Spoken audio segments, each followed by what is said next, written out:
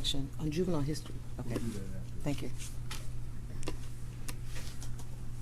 You don't have to turn on. All right, Mr. Jones, try to keep your voice up, okay? Yes. As much as it kills me to be here today, I have to be the voice of my son. In 2015, Ms. Pelt held a knife on me while I was holding my son. Later, 4th of July, same year, Ms. Pelt showed up at my house intoxicated, spitting on me while I was holding my son. 2016, Ms. Pelt had an accident on Linwood and Davidson, where she called me to the scene.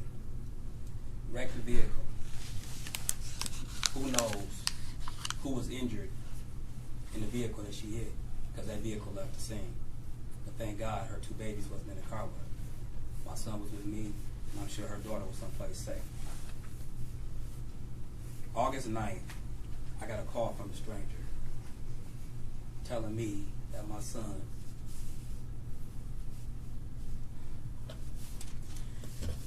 was in an accident. Same time, the hospital called me and told me my son was fighting for his life. I didn't understand what was going on. Unbeknownst to myself, unknowing, I rode right into the scene of the accident. Get to the hospital to see my baby laid out with tire marks on his arms, on his face. When I threatened to take my son to Mrs. Pelt several times, she cried and told me that her baby mean the world to her. But she really showed that on the night 2018 when she drove intoxicated 3 times the legal limit with all 3 of her kids in the car.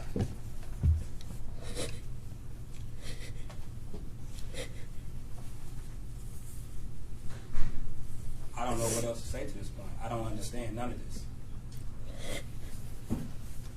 Miss Pelt knows what my son meant to me. She knows the damage she caused. And I'll never let it go.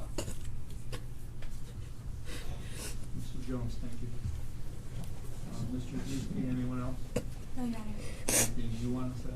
No, Your Honor, we're just asking to follow the All right, Ms. Carson, anything you want to say before I impose on? Your Honor, I would ask the court to follow the agreement, and I would also ask the court to consider, I'm retained, not ordering any attorney fees, of course, and additionally lowering court fees. My client has very little educational and employment history. Okay. Ms. Pelt, anything you want to say before I impose on? Yes. Try to keep your voice up. The court reporter has to be able to hear you. I want to apologize to my family. I'm sorry.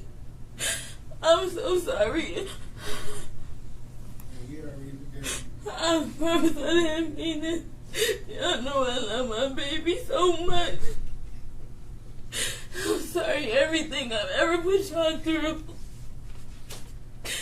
Everything.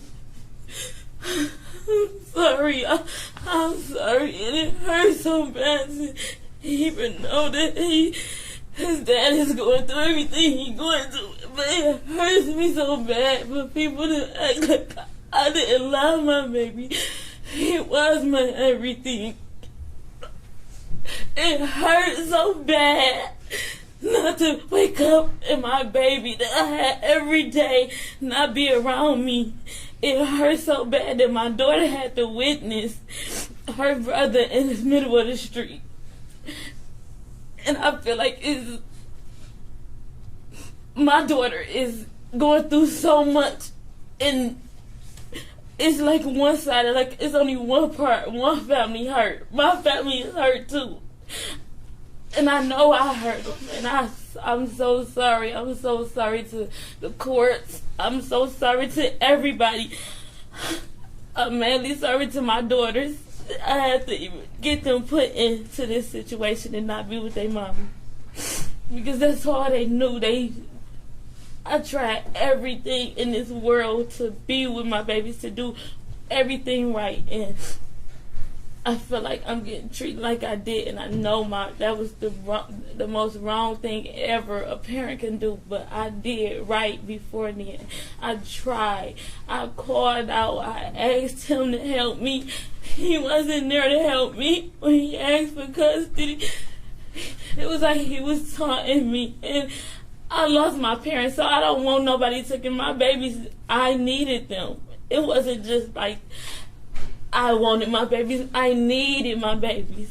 And I'm not the same no more. I don't think the same no more. I don't even talk the same no more. I don't like that I'm being put out there like I'm just a neglective parent. And I know it was wrong, but I did everything right by my kids. Tried my hardest if I didn't. But I apologize to everybody it hurt.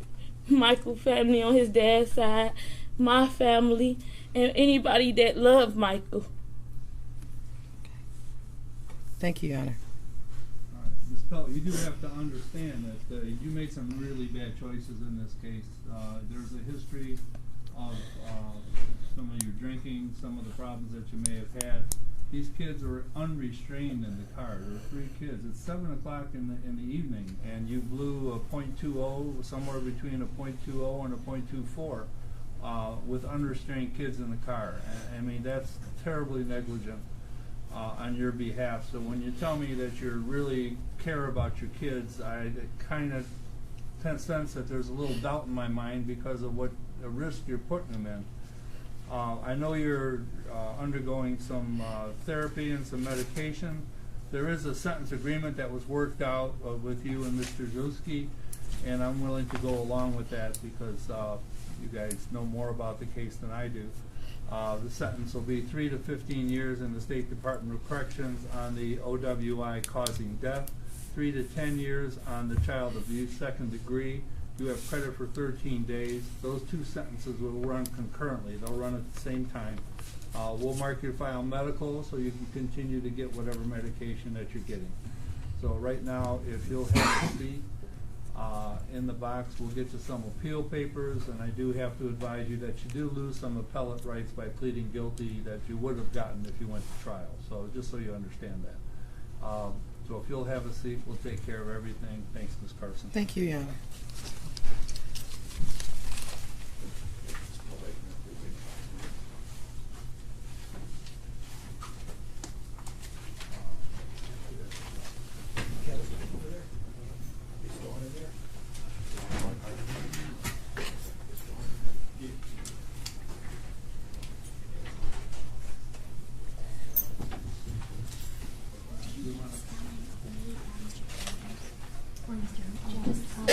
First name is that one? Yes, L-O. Thank you. Okay, I'll look it up. Yeah, thank you. You want to make a statement?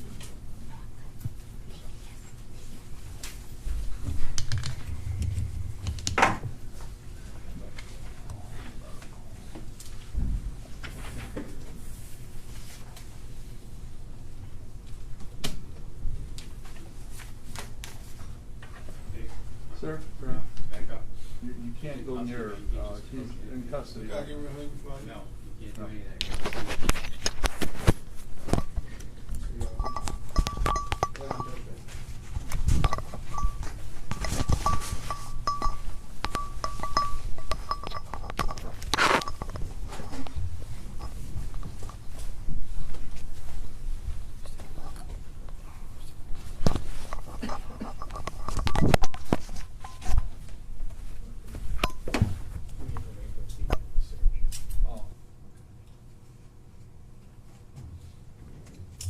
Right now, we're just waiting for a female deputy to search her, and then we're going to take her back. So that's about all that's going to happen right now.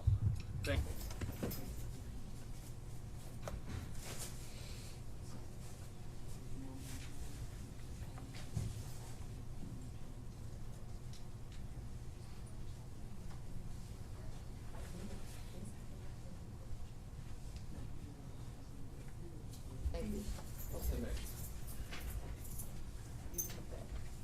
I love you, girl.